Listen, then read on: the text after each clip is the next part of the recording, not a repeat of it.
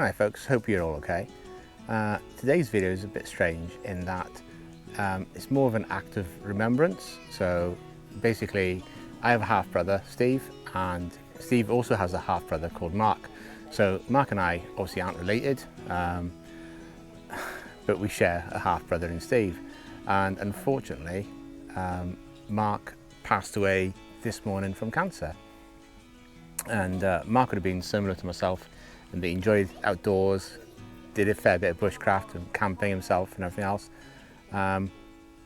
So like one of the motivations for me more recently has been putting a video out weekly, which is a lot more than I used to do.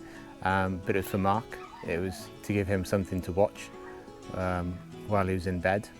So, you know, just to let him see the outdoor world and bushcraft. Yeah, and chatting with Steve, he used to comment and mumble and mutter and stuff about stuff I was doing and how you could do it better and everything else. But that was the purpose. It was not about being perfect here. It's just about giving Marc something to actually watch. So all I'm doing today, I'm actually going to make a front piece of wood. Just going to turn this into a Swedish fire torch and light this. And this is just in memory.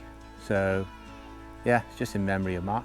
I think there's quite a bit of good symbolism with fire and death and birth. So yeah, so I'm just going to process this, make a Swedish fire torch with it, and that's it. Nothing more, nothing less. That's all I'm going to do. But yeah, so Marc, this is for you. Cheers, mate.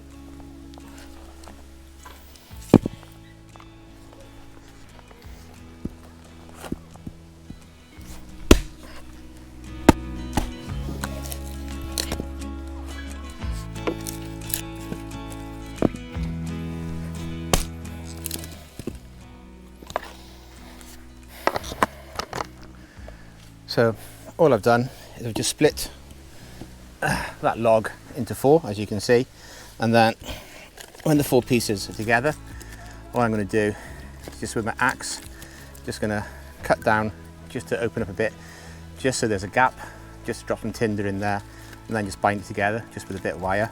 So nothing special, probably something you guys have seen before quite a few times.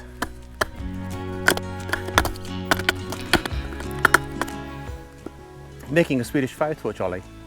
Making a what? Swedish fire torch. Swedish fire torch? Yeah.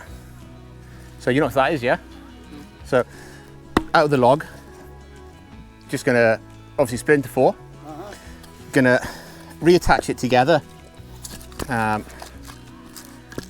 but just gonna open up the middle, two sticks in it to give it a bit of space, drop some tinder in it, and it'll burn from the middle upwards. So then if you had this all flat on top here with a stone on top, you could rest a pan on top and cook from it. So it's like what can I think it's called? Like a jet boil, you know, like a jet boil gas cooker. It's like a jet boil cooker in that all the heat comes from the middle, comes straight up, it can't escape, so it's very, very concentrated heat on the top. And you get out a log like this, probably get an hour worth of cooking from it. Yeah.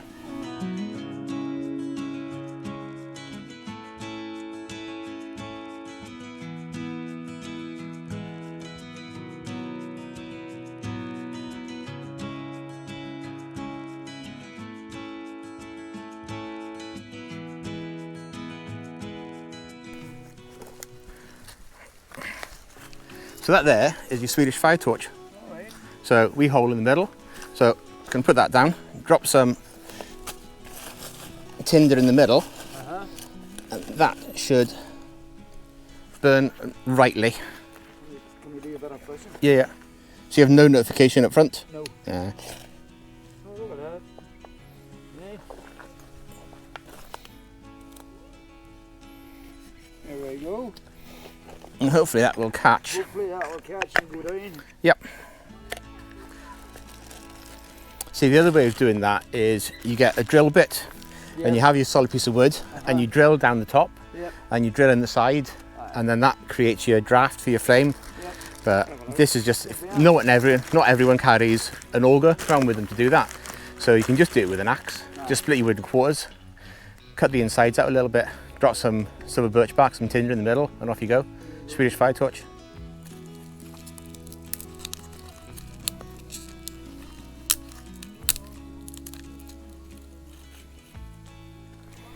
So all I'm doing, just feeding in just the shavings of the wood into the top, just to get it to catch. So it'll take about 5-10 minutes or so to get that to catch, and then that'll be good to go. And I said, it's just something, it's a nice way just to put video up, just in memory of Marc.